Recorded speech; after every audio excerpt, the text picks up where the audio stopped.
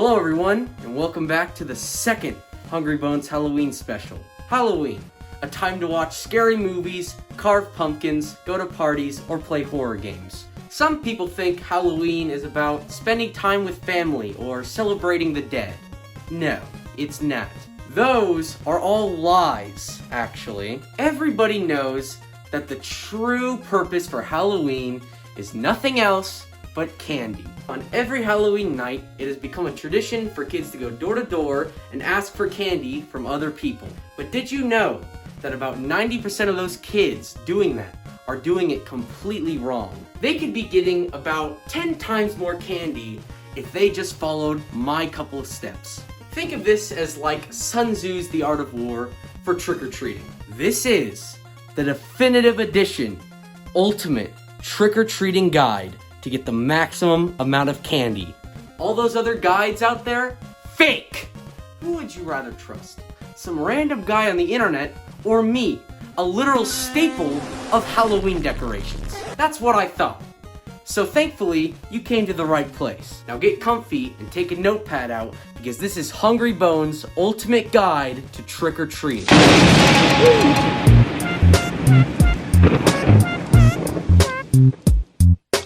When picking out a costume, first things first, you want something practical. Pick a costume that you know you'll be able to walk at least a mile or two in. So no big, bulky, full-body suits or dresses. If you're wearing a mask, if it's possible, make sure to modify it so it's easier to see through and breathe in. Trust me from experience, after about 30 minutes or so of breathing in a plastic mask, you're gonna start to get this moisture buildup and it's gonna become really uncomfortable. Another pro tip is to try and get a costume that has a couple extra pockets on it, just in case you run out of space in your candy bag. Now, of course, with all of this in mind, do know that some houses will give out more candy to people who have cooler costumes, so make sure your costume isn't boring. You need to have a balance between something really comfortable and really cool. Now, if you're too poor to buy a costume off of Amazon or Spirit Halloween or anything like that, then don't worry, I got you. You see, the thing is, if you're just a little creative and have some spare time on you, there are tons of costumes that you can make for free. Have some markers and a t-shirt lying around, draw some bags under your eyes, rip up a shirt,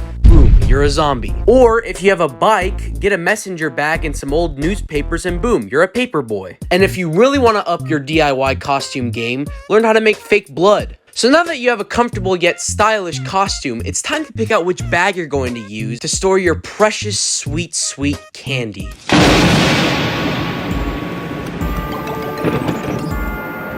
The bag that you use for trick-or-treating might be the most important decision you'll make before you go out. Now, before I say anything else, let's just get one thing straight. Backpacks are the GOAT. They're sturdy, they can hold probably over like 300 pounds of candy in one trip, and when it finally gets too heavy to carry in your hands, just slip it on your back. And you know what?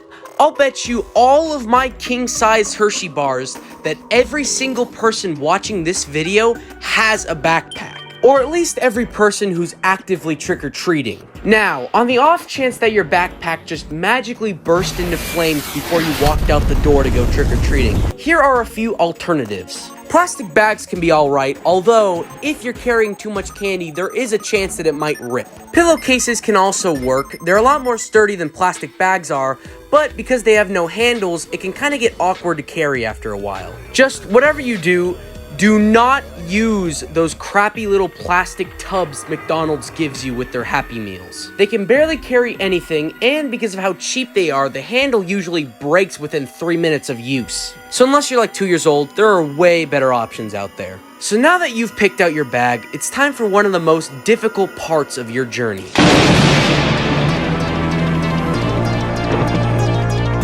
Now, the first thing you're going to want to do is find out which parts of your neighborhood are the richest. And you're immediately going to want to start walking in that direction. Now, it's up to you to decide if you want to hit the houses along your way for candy, but personally, I just start walking immediately to the rich neighborhood. You only have a limited amount of time, and chances are, your neighbors are probably only going to be slinging some small bite-sized Snickers. Nah.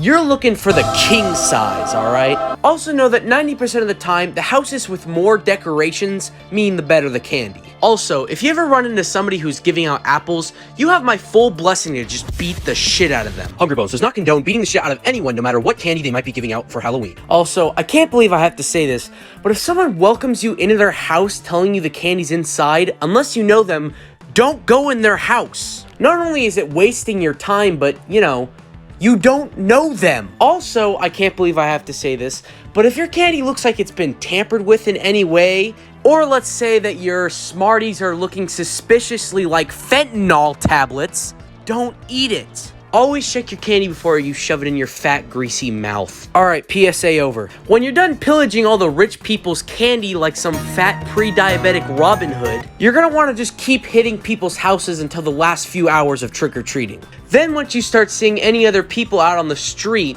you're gonna want to start going backwards. You see, a lot of people usually still have candy left after trick-or-treating is over. So what a lot of houses will do is that they'll just dump the leftover candy in a bowl and place it outside their house, hoping that all the candy will be gone in the morning. This is where the true candy gathering starts. Because all the other trick-or-treaters have already gone home, it doesn't really matter if you only take one piece out of the bowls. Dump it all into your bag. Do the same exact thing for every house that does this. And hopefully, if you follow all of my instructions clearly, then you should have enough candy to last yourself weeks, probably even months. Congratulations and enjoy one of the craziest sugar rushes of your life. And now, here's a bonus tip. If you were to like this video and subscribe to my channel, did you know you would be getting 20% more candy from your neighbors than if you didn't? I know, it's crazy. But I did the math for you. You don't need to fact check me on this. I know what I'm talking about. Trust me on this, alright? You will be getting 20% more candy if you did this, alright? Please. Please, man. Please, bro. Please. Please subscribe to me, bro. Please, I need it, bro. Please.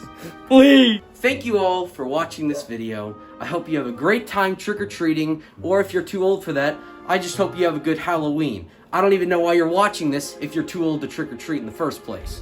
Again, make sure to like and subscribe, and yeah, I'll see you in the next video. Alright. Well, that's the end of the video. Gotta press record, gotta press the stop record button. Just give me a second.